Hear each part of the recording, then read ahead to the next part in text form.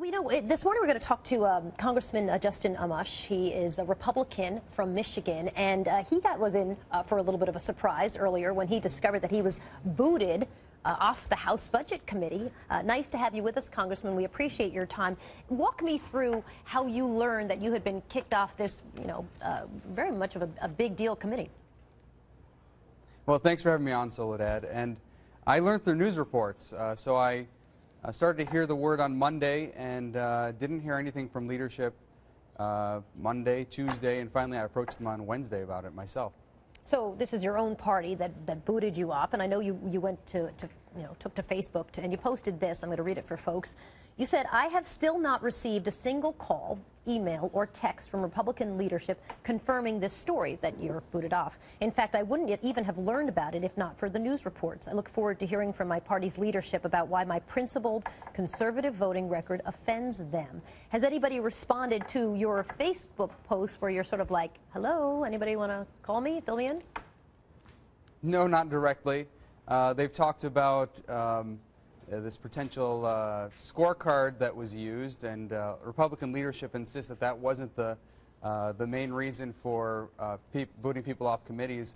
But it's pretty clear they had a scorecard, and if you were in support of more government, you got a positive score, and if you were in support of less government, you got a negative score, which seems completely contrary to what you'd expect for Republicans. Congressman, this is Will Kane. That's certainly one line we've heard, that you guys who lost your committee positions were simply too conservative or too Tea Party. But there are others who are saying it's because you guys kind of went out of your way to not only buck leadership, not only vote against leadership, but it seemed like you were trying to embarrass them at times. What do you say to that? No, that's totally ridiculous. And I would emphasize that this is not a conservative versus liberal thing.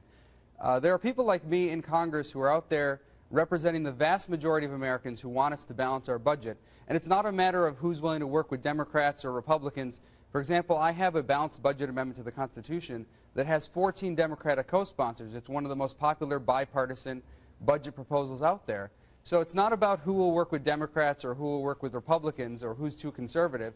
It's about whether people are serious about getting things done to balance our budget. And there are a few of us who are very serious about it.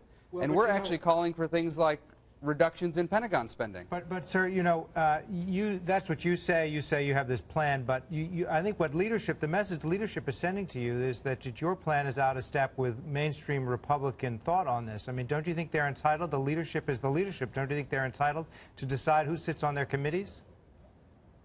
No, absolutely not. I mean, at the end of the day, the American people sent us all there to work on this debt problem. And I'm certainly not out of touch with mainstream America. Mainstream America believes that we need to go there and work together, Republicans and Democrats, to balance this budget. So you think the leadership is out of step? You think the leadership is out of step with mainstream America? I mean, either you are out of step with mainstream America or they are. They are. Absolutely. Look at the kind of deals that are being talked about all the time. Even this $800 billion revenue proposal, it's a drop in the bucket. Every year we have $1 trillion or more deficit. So when we're talking about $800 billion in taxes over 10 years, that's only a few days of spending every year. We've got to if we're going to talk about taxes, and I'm willing to discuss taxes, and a lot of others are willing to discuss taxes, then let's talk seriously about taxes. If we're going to talk about spending cuts, then let's talk seriously about spending cuts. Let me ask you a question. But we're not going to take care of this $16 trillion debt unless we do that. Let me ask you a question. There are people who've described what's happening in the GOP as a sort of civil war. You have the Tea Party, sort of mainstream conservatives, and then moderates, those that remain.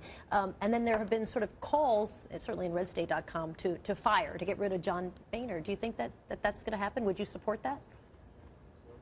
Well, I think there's a lot of unease in the conference. There's a lot of unrest at all levels. But I would again push back on this idea that it's some kind of Tea Party versus moderate versus mainstream theme.